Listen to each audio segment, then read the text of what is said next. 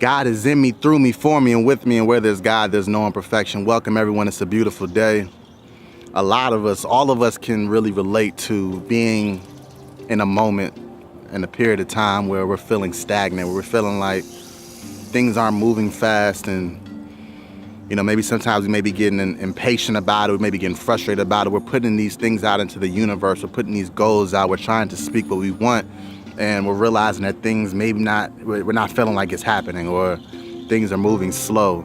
And we all can attest to it. I personally can attest to feeling that way. And it's for a good reason. And we really a lot of times don't even understand what's really going on.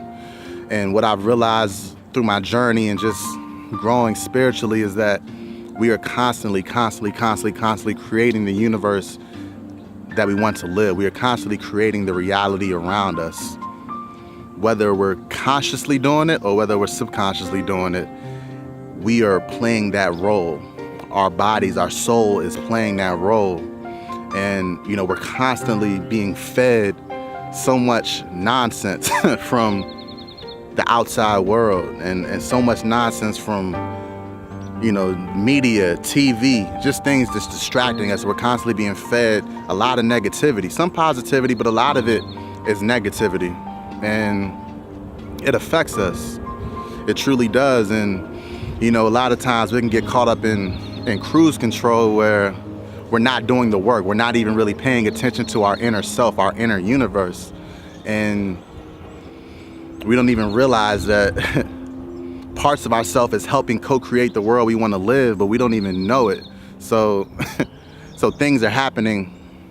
We're getting into these tests where things are happening to us and we're feeling like we have no control over it because we haven't done the work internally to realize that we are the source of the tests that we are bringing to our life, that our soul, our spirit is the source of the tests that are coming into our life. And we can start feeling like we're that we have no control. We just have bad luck. We get caught up in these cycles. And what I learned is that we really have to do the work. We really have to go within and see and meet ourselves, meet our true selves. And when we meet our true selves and we do the work, we can start to really pick at what it is inside of us that's causing us to have conflicting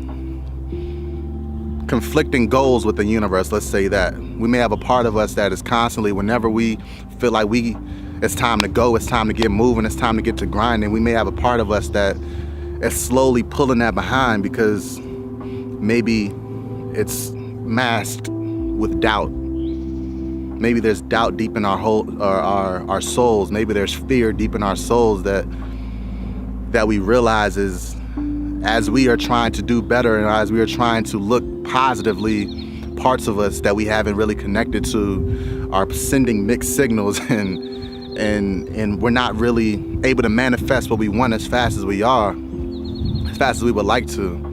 But when we do the work, when we fully dive deep and really see what it is that is holding us back, what it is that's making us stagnant, we're able to fully get on board with the universe. We're able to fully get to the point where we are having control over our life and we are co-creating with the universe. We are telling the universe what we want.